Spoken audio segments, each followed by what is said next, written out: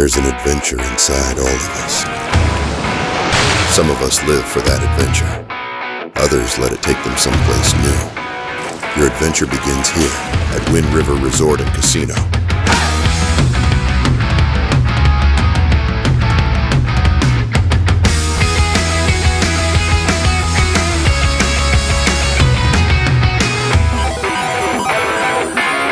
Your adventure begins here at Wind River Resort and Casino.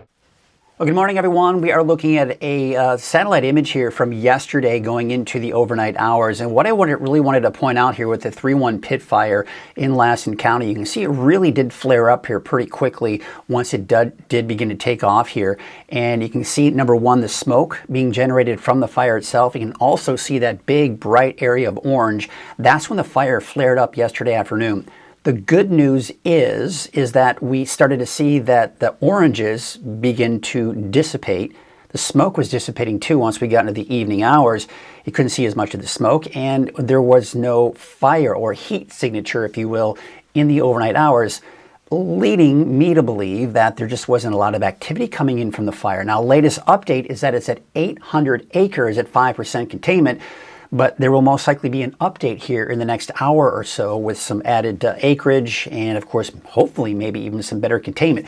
As temperatures did drop, we also saw some recovery from the humidity levels, so that certainly did help.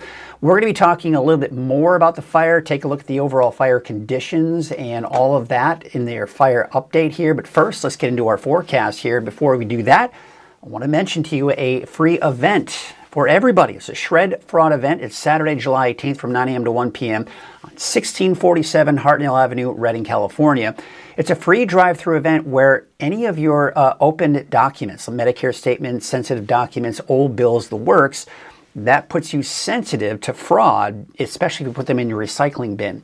So we are, of course, we've got Senior Medical Patrol, along with HICAP and PSA2, all working together to put together this Shred Fraud event. Again, it's Saturday, July 18th, so in less than 2 weeks. In fact, about 10 days from 9 a.m. to 1 p.m. Be sure to put that in your calendar. Hey, let's take a look at the temperatures out there right now. We're in the upper 50s to low 60s in the valleys, 40s and 50s for the higher elevations and especially along the coast. Taking a look at our Divine Sky Cam here. We're looking at the clear skies out there this morning. Any smoke that we're seeing from the fire is staying off to the east, by the way. There's a look at Lake Shastina from the Lake Shastina Golf Resort, sponsored by Elwood Ranch. You've got the clear skies out there this morning. And taking a look at Shasta Lake. You may notice that this image looks a little different. If you look at the upper right-hand corner of your screen there, that's this other part of the dock that we saw yesterday attached to the dock at the lower portion of your screen.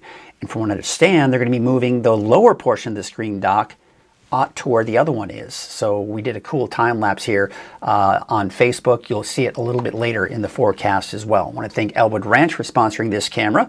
Taking a look at Crescent City Harbor District, yeah, no big surprises there. We do have that low, what we call stratus deck, kind of the low clouds moving in. So here's a look at your Krueger's Quickcast for your Wednesday, July 8th. Here's a look at your Skeeter meter this week at a 2.2 on a scale of 0 to 5.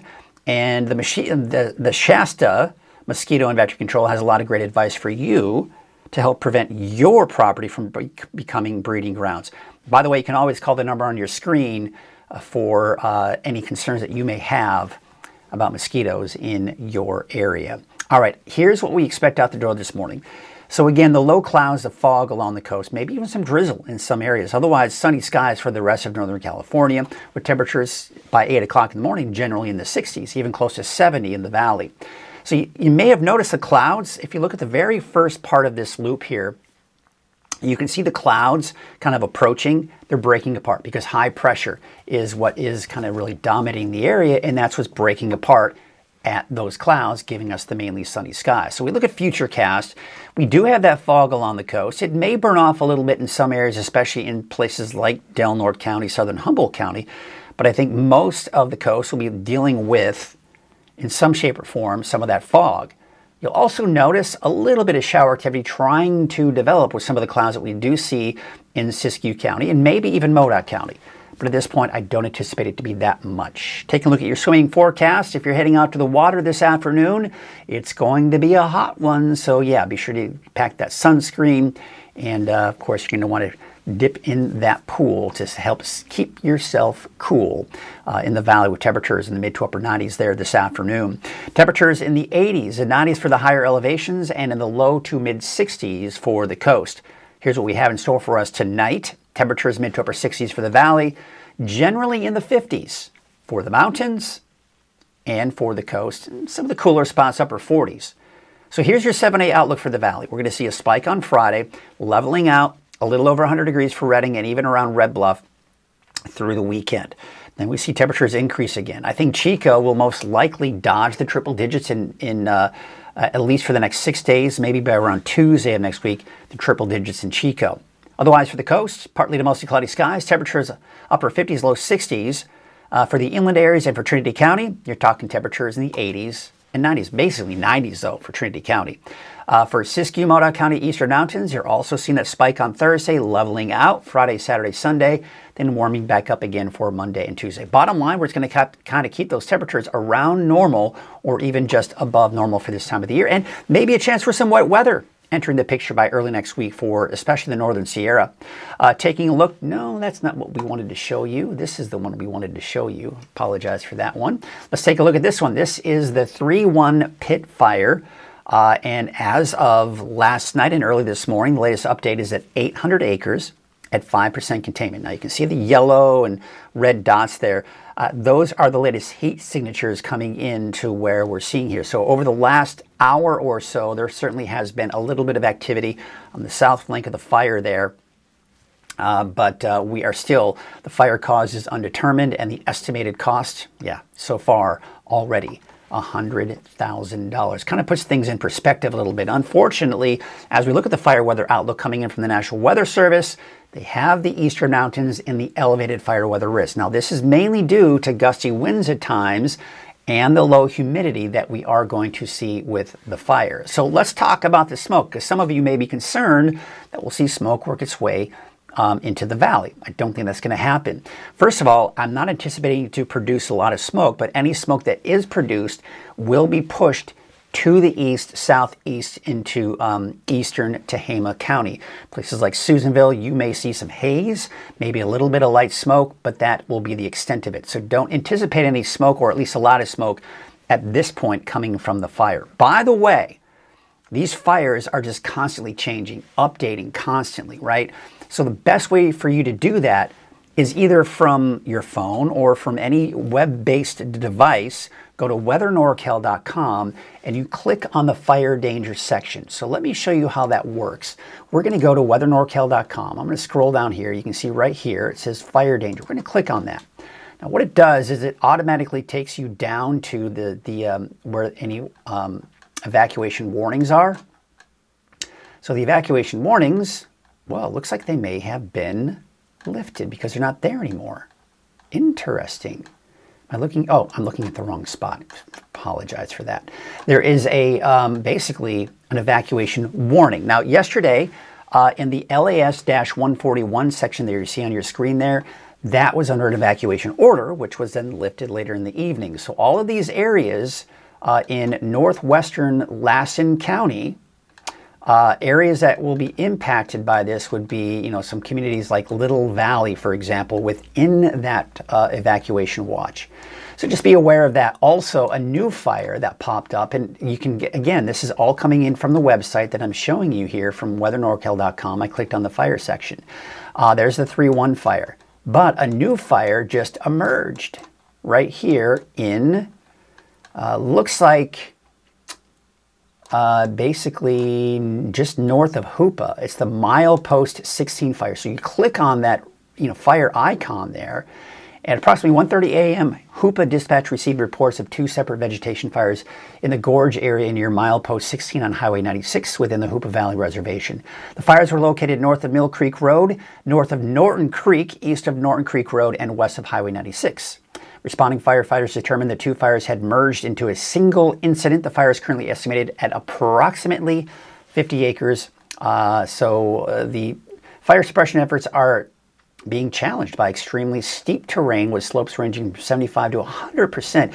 Numerous rock outcroppings and limited access. These hazardous conditions require firefighters to prioritize safety while implementing suppression strategies. So basically, very rough terrain where that fire is, unfortunately. So we're probably going to see this thing go from 50 acres to even bigger. So we'll certainly keep an eye on that. But again, you can go to weathernorcal.com, and let me show you once again as we go to the home page. There's the home page. Scroll down, fire danger. Click on that, and you will have all the information that you need right there, from evacuation orders and warnings to fire weather data, whether it's the Storm Prediction Center, the significant fire potential. You can click on each different day, and it'll tell you if it's a high fire danger or not. And then, of course, you can get what's coming in from the National Weather Service, the evacuation order coming in from the Genesis Project, all of that. And you also have at the very bottom the Office of Emergency Services by county to let you know what kind of services may be available for you. All right, so again, that's just kind of a look at what we've got here with weathernorcal.com and some of the coverage we do have on the fires, because it's constantly updating. So the winds, those winds are expected to pick up again this afternoon in the Eastern Mountains, Lassen, and Plumas counties, unfortunately. So there's a very good chance the fire may grow as a result. Now we go into Thursday, the wind should die down a bit in the Eastern Mountains, but by Friday they pick back up again. And Saturday, taking a look at Saturday, a little breezy at times, but again, not as bad. So off and on with the winds. It looks like we are looking at moderate, low to moderate fire weather risk, especially for the valley for today. By tomorrow, we're going to start to see it elevate more and more. Once again, partially because the temperatures are increasing, but also very low humidity and gusty winds at times, even for parts of the valley. That'll most likely continue into your Saturday as well, and not to mention the higher fire danger off in the Eastern Mountains as well. All right, so let's take a look at the current conditions right now out at Redding. This is the Divine Sky Cam out at the Divine Restaurant overlooking the Sacramento River, turning out to be a gorgeous start to the day. We have got Jackie Dixon checking in this morning. She's saying, good morning. Hopefully the fires will be contained quickly. I have to agree with you on that one. Hopefully they will be. Now, take a look at this. If you've been watching at all, you've been seeing that there's a long dock that goes out with all the boats. Look up at the upper right-hand corner of your screen there in the lake. You can see a batch of boats off in the distance. That was attached to the bottom part of the deck that you see there. That was moved. I guess what they do is when the lake starts getting lower during the summer, they move the dock. So they're going to be moving apparently the dock that you see in the lower portion of your screen later today. And I actually put a time lapse of that on social media. And it did quite well. People were really watching it and enjoying it. It was pretty cool. And I'll probably do a time lapse of the bottom one being moved as well. And we'll show you the time lapse I showed yesterday later on in our deeper dive forecast. There's a look at Lake Shastina Golf Resort, looking at plenty of sunshine there. This is a camera sponsored by Elwood Ranch. Taking a look at Soda Ridge, different perspective, looking at Mount Shasta. There are the clear skies that we have there. Here's a look at Lassen Volcanic National Park. Turning out to be a gorgeous start to the day there. Lake Oroville, looking at the center pole. Unfortunately, just perfect timing there. Main Street Chico on Highway 32. We've got traffic as usual in the morning with Crescent City Harbor District on your screen now. Looking at some of the overcast skies that we have there. And this is looking at Bald Hill West. This is actually in Hoopa Valley, and most likely looking down where the fire is, but you can't see any of the smoke simply because we've got that marine layer, or should we say the fog, in the Hoopa Valley at this point. That may kind of trap some of the smoke and kind of cause the smoke to spread a little bit more. Should be interesting to see what happens with the smoke there, with the fire just north of Hoopa at this point. I think it's called the Milepost 16. Fort Jones, looking down in Scott Valley this morning, you've got the clear skies there. As you know, Coffee with Krueger would not be possible without our sponsors, and in particular, Wind River Resort and Casino. But before we get into that, another one of our sponsors is the Shasta Mosquito Vector Control. And I actually was given the opportunity to talk to the educational provider who gives you information about mosquitoes and the works and what they do in their office. And it's actually quite interesting. We went on a bit of a tour. So why don't you come along with me and we'll learn more about the mosquito vector control in Shasta County. My name is Jenna Meisner. I'm the Public Education Officer at Shasta Mosquito and Vector Control District. A lot of what I do is working with the public, doing public outreach and presentations and field trips. So in here, you can see we have our flight cages for adults as well as several larval trays. Throughout the season, we keep our susceptible colony running every week, basically. They go from egg to adult in as little as 7 days, but that's in an environmentally controlled lab. So out in our natural environment, these mosquitoes could go from egg to adult in a lot quicker turnaround time because the temperatures are higher, so they actually develop a lot quicker. If you look closely, there's actually some pupae in here too. So as they go from egg to larva to pupa, that's kind of like the butterfly life cycle from egg to caterpillar to chrysalis until they finally emerge as adults. But it really does show the peak here in July. August is also pretty high, but it varies based on the species. But we'll be seeing mosquitoes all through summer. These are our invasive Aedes, so these we'll see a lot more through the summer into fall. They're not supposed to be here, which makes them especially unique, but they are really exceptional at cohabitating around humans, around our houses, around very small sources of water, things like gutters, saucers under flower pots, tarps, toys in the yard. What's also interesting is they can play a part in the canine heartworm transition as well.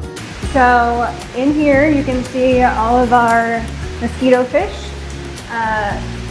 Our mosquito fish are specialized in top feeding behavior, so they're really efficient at eating the mosquito larvae at the top of the water where they go to breathe. Their siphons come up to the top for breathing. If they give us a call at the office or they put in a request online on our website, we'll bring them out for them. They do have to be put in the water by our technicians because they're technically not native to our area, so we have to make sure that we protect our natural waterways by putting them in contained bodies of water. They're more of a preventative, and that's the key, is we're really trying to get a hold of the mosquito populations before they hatch out as adults. That way they don't have the potential of biting and passing along disease in the first place. And honestly, we focus on our community education as well. If we can get the community on board with maintaining their water stuff that they have going, their ponds, their troughs, keeping mosquito fish in there or keeping them dumped out every week, those are all super helpful in keeping control of the mosquito population. We really do depend on the public to be part of this. One of the ways they can help is by reporting any dead birds they see. Things like ravens, crows, yellow-billed magpies, or our western scrub jays are all really great for us to be able to test for West Nile virus, St. Louis encephalitis, and western equine. We actually have 26 different species, so finding out what species are what you're experiencing in your yard could provide us with information to find out where they're going to be breeding and how we can treat them best. Well, I hope you learned something new. You know, the thing is, a lot of people don't realize you pay taxes on this. So all the funding that goes into the Shasta mosquito and vector control, all the things that they do to really help tone down the season when it comes to mosquitoes in becoming that public service, is you have access to it. You can call them. You can tell them about any concerns that you may have about and let me go ahead and put up on the screen here so you can have all the information that you need, and then we'll get into our deeper dive forecast here in just a bit. But, you know, again, so there's the number on your screen. So if you have any questions, comments, concerns about mosquitoes in your area, maybe there's some standing water outside and you don't have control over, but you would like something to be taken care of, call them up and they'll see what they can do to help you out. Also, if you have any ponds, you want to make sure that that pond that you have is not a mosquito ground for breeding. They can bring out those fish that you saw in the video there, and they'll put them in your pond to make sure that the mosquitoes, they eat any of the eggs in the pupa, whatever you want to call it, that you see in the water there.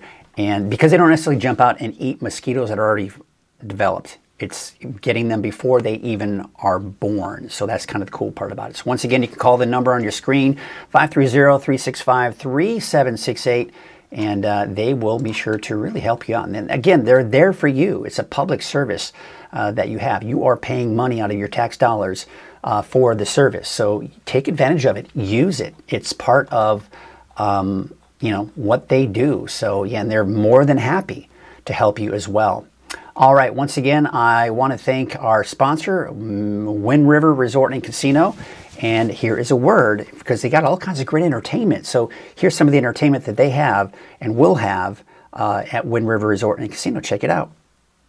Time to saddle up and ride west. Wind River Resort and Casino is proud to bring Wyoming's own Ian Munsick to the Event Center stage. Friday, July 24th. Rising fast and bringing his signature sound. Ian brings the West to the rest. Tickets are just $60 plus fees. But they won't last long, so don't wait.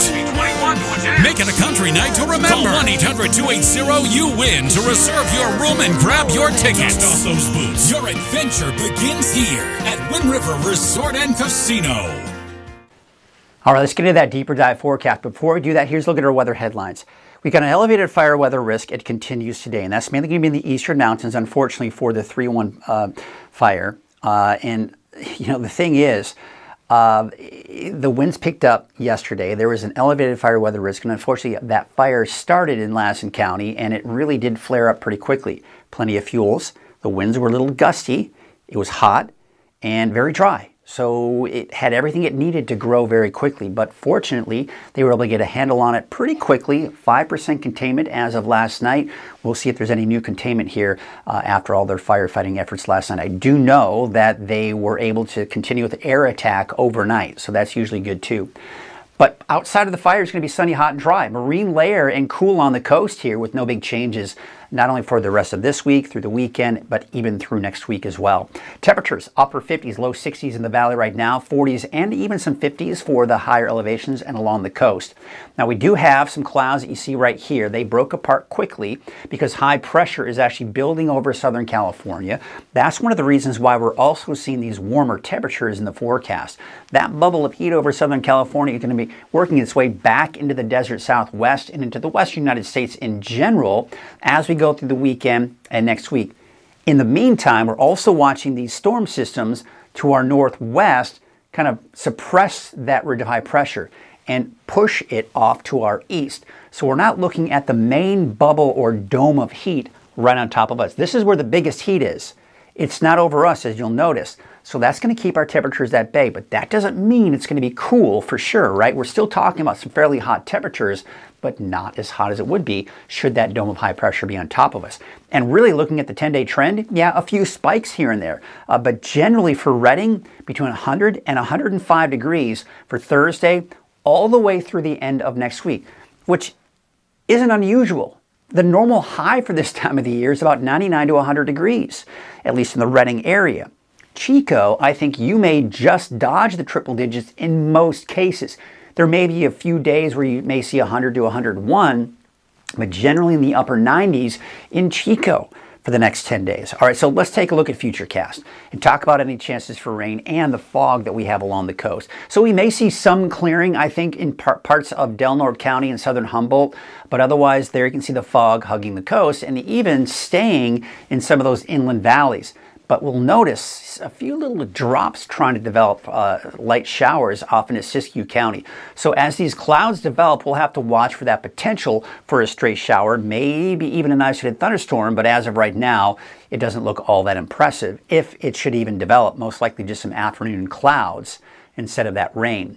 Then on Thursday, still that fog. We see some clearing in southern Humboldt and even out towards parts of Del Norte County as well. Taking you into your Friday, having a harder time burning off that fog for most of the coast. Even some of the inland areas seeing some of it, but not as much in the way of those clouds developing Friday afternoon in the mountains. And then on Saturday, there you can see a little bit more clearing along the coast. So looks like you get to see a little bit more sunshine to start off the weekend. I want to show you this. This is the European forecast model. It's been changing with different forecast model runs, but it is still kind of in line with the idea that around Monday, Tuesday of next week, we may see some monsoon moisture work its way up along the spine of the Sierra and even in maybe parts of the southern Cascades, producing the potential for a few stray showers and thunderstorms come Monday, Tuesday. Of course, one of the bigger concerns would be the fact that if we see thunderstorms this time of the year, that's always the biggest concern is dry lightning. Because, you know, sometimes we talk about, oh, these will be dry thunderstorms. Here's the thing, they're not dry. they're technically raining, right? But sometimes these thunderstorms are pretty high base, so they're pretty high off the ground. And if it's really dry at the surface, sometimes the rain falling from those thunderstorms may evaporate before reaching the ground, but sometimes not always, right? Sometimes that rain is so heavy it doesn't really have time to really evaporate before reaching the ground. So there's typically still some rain with these dry thunderstorms that you hear about. So it's not necessarily that in the core of where that rain is that you're concerned about those lightning strikes.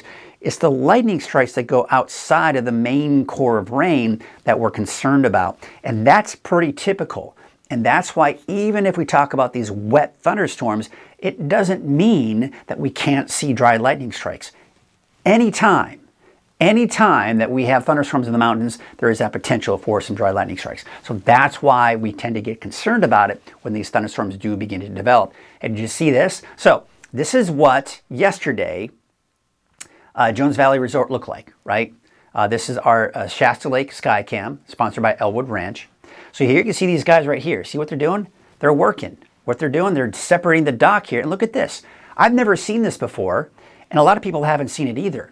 But you can see how they not only move the dock, but they're moving the boats attached to the dock as well.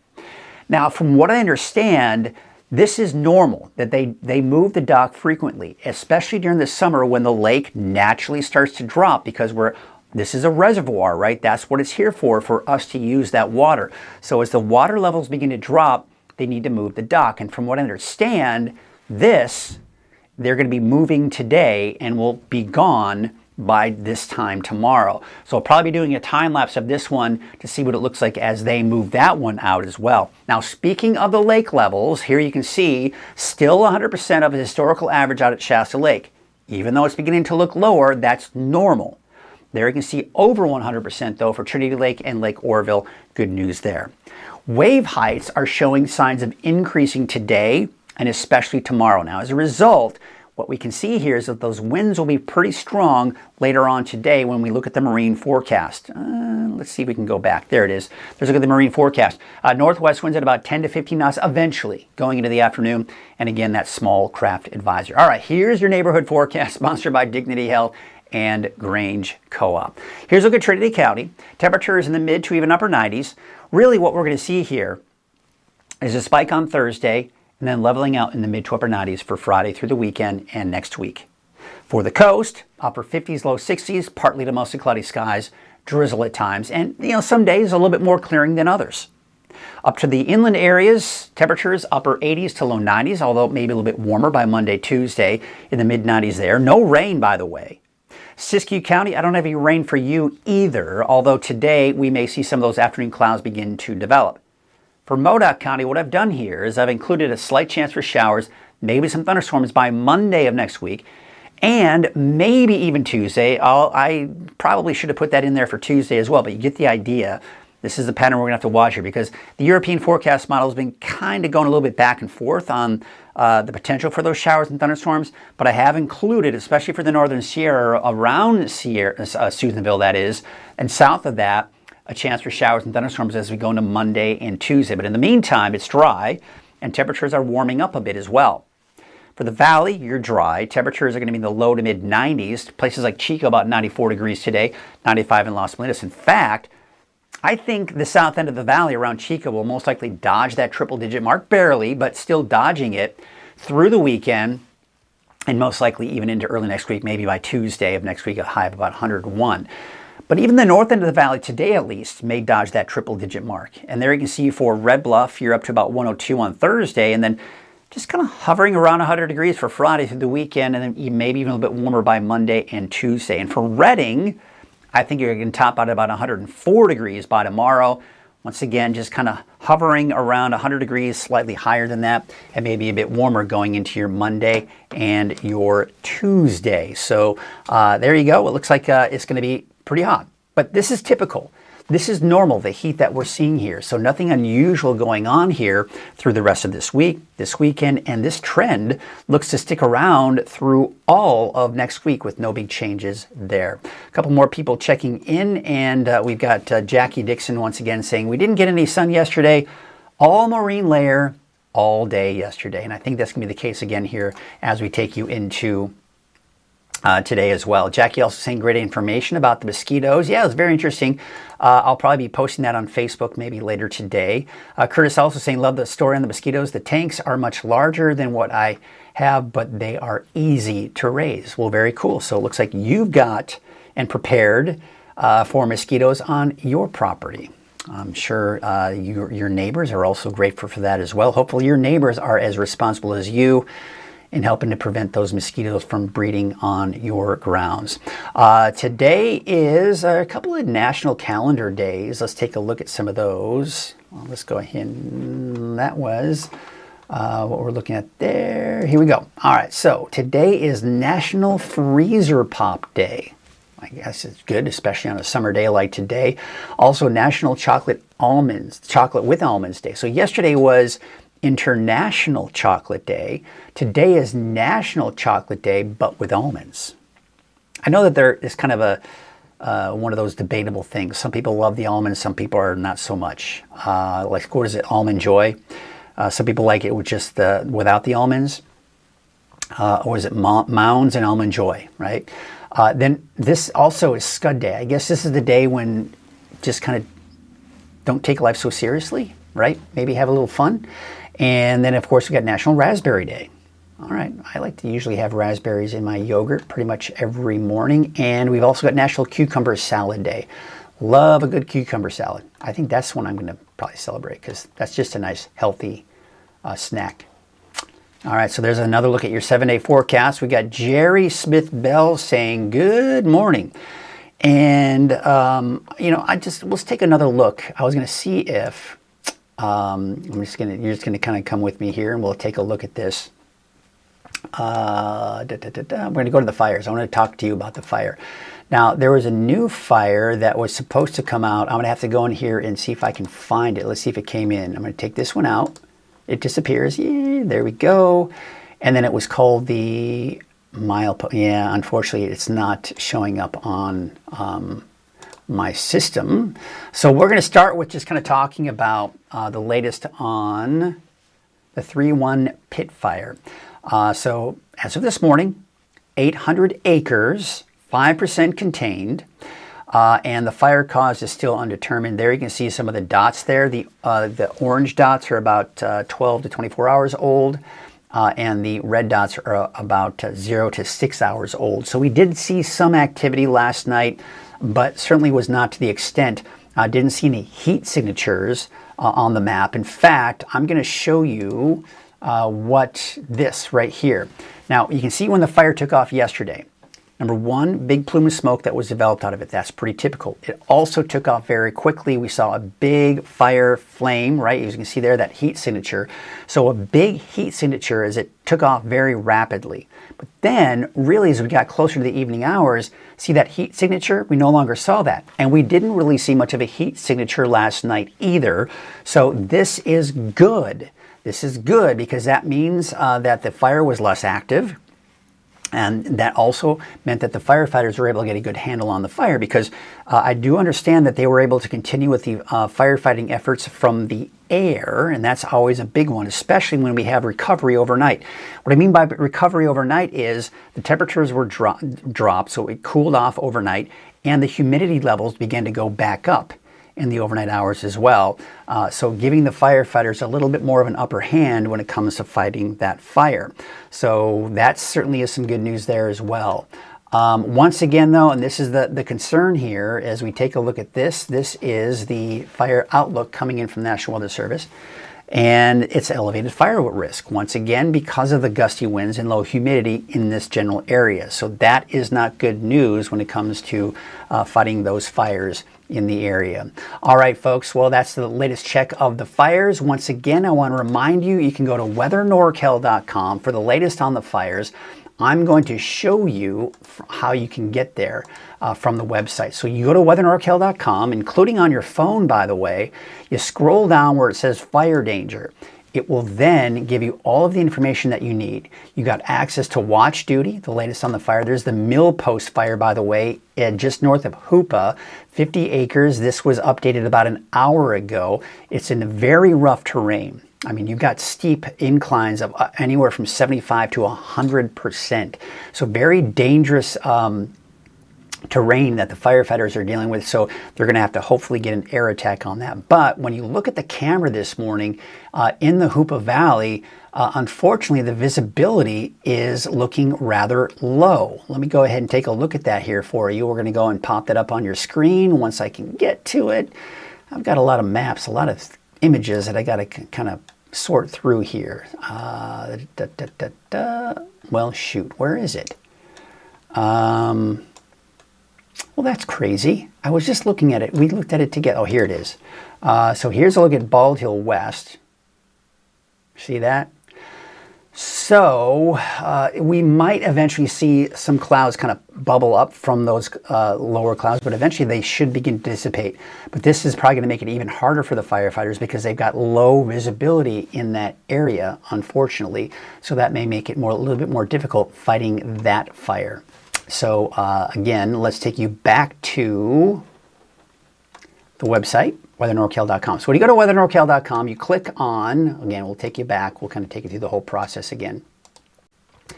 So you're at the very top of the page, right? You scroll down, fire danger, and then it takes you into all the different things. So you can go into watch duty, and you can move the map around however you need. You can zoom in, zoom out, the works, right? So if we zoom it out, we can see where the 3-1 fire is, 800 acres. You can click on that fire icon and it gives you all the information that you need. You'll also notice you got all the evacuation warnings that you have access to. You can click on each one of those and it tells you what it is and which zone it is, right? So you can see Little Valley in the LAS-141 is being impacted by, which yesterday was actually an evacuation order. It was downgraded to an evacuation warning, so good news there. But there you can see the fire perimeter from the fire. This is all from watch duty. Then you can take a look at the fire weather outlook coming in from the National Weather Service. There you can see the northeastern portion of the state and the elevated fire risk. So you can see what's going on there. This is another source. You can click each day to see, look at this, on Friday, we get more into the browns for the valley. That is a moderate risk. So we go from low to moderate risk as we go into later the week. You can also see if there's any watches or warnings. No fire weather watches, no red flag warnings, but again, we do have that elevated fire weather risk off to the east. You can also see where the evacuation orders and warnings are, but of course we saw that on the Watch Duty app as well. CAL FIRE, you can check out the latest on CAL FIRE. You can also see where any power outages are. And at the very bottom, the Office of Emergency Services by county. So you can click all the different counties here and see what kind of information that may have for your county if there is a fire indeed burning near your area. So a lot of great information right here at weathernorcal.com on the fire page. Be sure to use that to your advantage and keep checking in regularly, especially if you're concerned about a fire that may be near you. In the meantime, we're gonna go ahead and wrap up the show and call it a morning at least. You can always check the latest forecast at weathernorcal.com, the free Weather NorCal app, and on the 24-hour streaming channel, which some of you may be watching on Roku, Amazon Fire Stick, or anywhere YouTube is available, including your smart TV. Just search for Weather NorCal on all those platforms. But you can get all the latest updates on the fires and the weather updates as well. I do 3 a day, morning, noon, and evening, and they're always constantly updated when you go to the website itself. So thank you all so much for watching this morning. Let's take you to some of the cool cameras across the area, starting off with our exclusive to Weather NorCal Divine Skycam, sponsored by Divine Restaurant. We got a couple others as well from Elwood Ranch coming up here. Have yourselves a great day, stay safe, and we will see you tomorrow morning.